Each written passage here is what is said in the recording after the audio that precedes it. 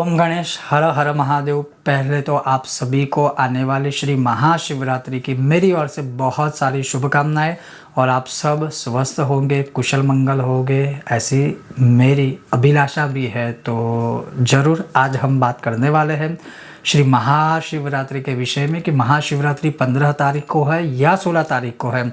तो वो मैं बहुत आपको संक्षिप्त में ही एक जो उसके पीछे एकदम सीधे सीधा तथ्य है, सत्य है, वो आपको बता दूंगा। बाकी सारी चीज़ें डिटेल में एक अलग विषय है, लेकिन मूल विषय ये है कि महाशिवरात्रि मनाए 15 तारीख को या 16 तारीख को। उसका निश्चित काल, जो सबसे उत्तम काल होता है निश्चित काल, जिसमें हम सारी साधनाएं, मंत्र सूत्र पाठ कवच अभिषेक आदि करते हैं, वह किस समय पर है हमारे देश में। उसके अलावा अगर हम बात करें तो जो 4 प्रहर है, वह 4 प्रहर का समय क्या है, जिसमें अखंड भगवान शिव जी की 4 प्रहर के साथ 5 प्रहर की हम पूजा कहते हैं। मूल रूप से 4 और फिर 5वां प्रहर शुरू होता है। तो वो कब करनी है और ये पारण का समय क्या रहेगा, आज हम सबसे पहले इस विषय पर बात करने वाले हैं। बाकी इससे रिलेटेड बहुत सारे वीडियो आने वाले हैं, तो आप बने रहिएगा और देखते रहिए कर्मकांड बाय आनंद पाठक मेरे साथ। तो चलिए शुरू करते हैं। एक बार पुनः आप सभी को महाशिवरात्रि की शुभकामनाएं। अब इस बार जो है वह 15 तारीख को ही महाशिवरात्रि होगी। जैसे शिवरात्रि या महाशिवरात्रि तिथि के अनुसार जो तिथि है वह 15 तारीख को शुरू होकर के 16 तारीख को आधे दिन के बाद पूर्ण होती है। मैं ज़्यादा डिटेल में नहीं जाना चाहता हूँ, लेकिन एक सीधे सरल भाषा में आपको बता दूंगा। महाशिवरात्रि, इसमें महत्व किस समय का है, रात्रि काल का, 4 प्रहर का है। तो अगर आप, क्योंकि बहुत लोग लॉजिक इसके पीछे एक नियम को ही हर जगह पर लागू कर देते हैं कि उदित तिथि उदित तिथि उदित तिथि, लेकिन हर बार उदित तिथि वाला नियम हर जगह पे लागू नहीं होता। मैंने पहले भी बहुत सारे ऐसे जब योग आए हैं तब बताया है।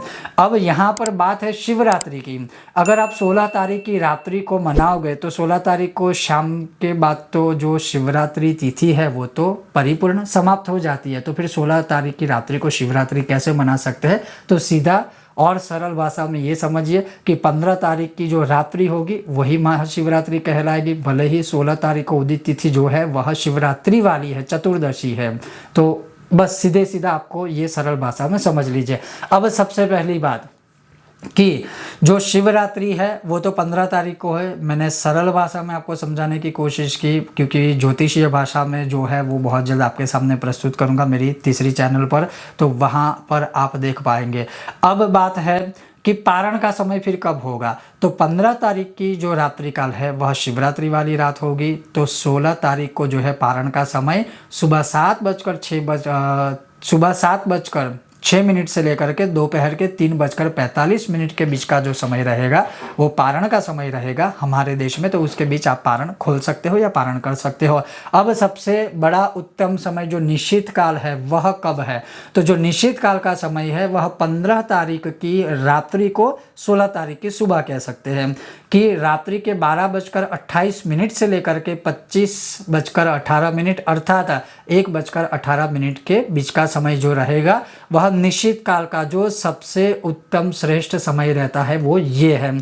अब हम बात करें कि कोई अगर पूरी रात्रि को जगराता करके प्रहर के अनुसार पूजा करना चाहता है तो पहला प्रहर कब शुरू हो रहा है, तो प्रथम प्रहर जो है वह शाम के 6:37 से शुरू होगा।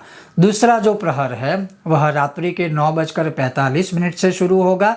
तीसरा जो प्रहर है वह रात्रि काल के 12:53 से शुरू होगा। और जो चौथा प्रहर है वह 15 तारीख की रात और 16 तारीख की सुबह 4 बज के शुरू होगा। और फिर ये जो है चतुर्थ प्रहर है, ये इसके अनुसार आप इस समय के अनुसार एक एक प्रहर की पूजा कर सकते हो। और दूसरे दिन फिर जैसे ही पूजा खत्म होती है, पूर्ण होती है, तो फिर पारण हम करते हैं। तो मूल तात्पर्य इसमें मुहूर्त के अंतर्गत ये वीडियो बनाने का है, क्योंकि बहुत सारे लोग मैसेज कर रहे थे, कई समय से कर रहे थे कि शिवरात्रि के विषय में अभी तक गुरुजी आपने कुछ नहीं बताया है या वीडियो नहीं बनाया है। और बहुत लोगों ने कुछ लिंक भी हमें शेयर की थी कि कोई बोल रहा है 16 तारीख को शिवरात्रि है, कोई बोल रहा है 15 तारीख को है, कोई कह रहा है ये निश्चित काल है, कोई कह रहा है वो निश्चित काल है। तो इसीलिए मैंने शास्त्रों के अंतर्गत देश काल मुहूर्त या समय अनुसार जो भी मुहूर्त आते हैं वो आपके सामने प्रस्तुत किए। आप इसको आचरित करना चाहो तो आचरित कर सकते हो। इतना याद रखिए, जो भी करे वो मुहूर्त के अंतर्गत और शास्त्र के आचरण के साथ ही कुछ भी कीजिएगा, तभी आपको सफलता और सिद्धि प्राप्त होगी।